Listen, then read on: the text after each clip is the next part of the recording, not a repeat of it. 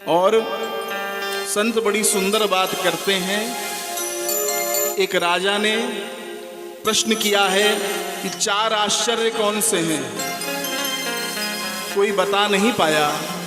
तो कहते हैं एक संत की शरण में गया तो संत ने कहा आओ मैं तुम्हें बताता हूं। ध्यान से समझिएगा। संत लेकर के गए एक चौराहे पर, इधर से लोग आ रहे हैं इधर से लोग आ रहे हैं, और कहने लगे कि देखो पहला आश्चर्य यह है कि कोई उत्तर में जा रहा है, कोई दक्षिण में जा रहा है, कोई पूरब कोई पश्चिम में जा रहा है, अलग अलग दिशाओं में लोग जा रहे हैं, लेकिन परमात्मा की दिशा में कोई जा नहीं रहा। ये सबसे बड़ा पहला आश्चर्य है। अनमोल तेरा जीवन यूं ही गवा रहा है, किस ओर तेरी मंजिल किस ओर जा रहा है। जाना तो भगवान के चरणों में है, लेकिन क्या करें मन कहीं और लेकर के जाता है।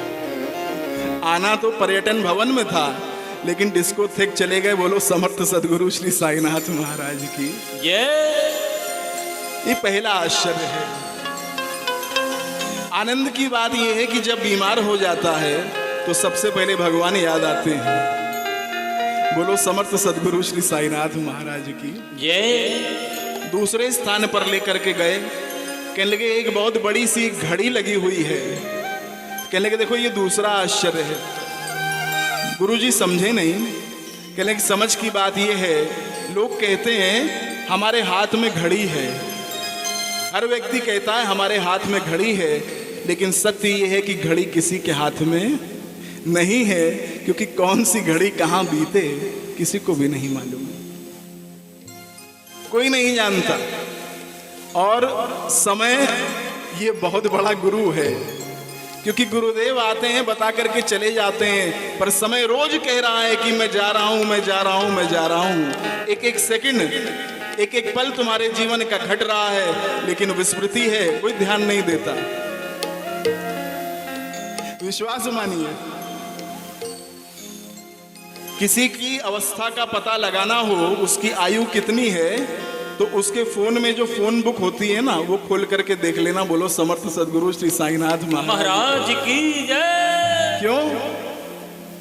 जब युवा होता है ना, तो प्रेमी और प्रेमिका के नंबर लिखे रहते हैं, और उसके बाद जब विवाह हो जाता है तो व्यापार वालों के नंबर लिखे रहते हैं, ये स्टील वाला है, ये लोहे वाला है। लेकिन एक समय ऐसा आता है कि जब वृद्ध हो जाता है तो सारे नंबर गायब हो जाते हैं, केवल डॉक्टर्स के नंबर लिखे रहते हैं, ये किडनी वाला है, ये बीपी वाला है, ये हार्ट वाला है। होता है कि नहीं? समय बीत रहा है, पर हमें विस्मृति है, हमें मालूम ही नहीं कि समय निकला जा रहा है। इसीलिए कहा जो समय बीते प्रभु के ध्यान में, वो समय ही है तेरा ये जानना। ये जो समय आपका और हमारा बीत रहा है, यही समय आपका अपना है, बाकी तो सब बेकार है। तो दूसरे स्थान पर लेकर के गए, और फिर तीसरे स्थान पर लेकर के गए कचहरी में।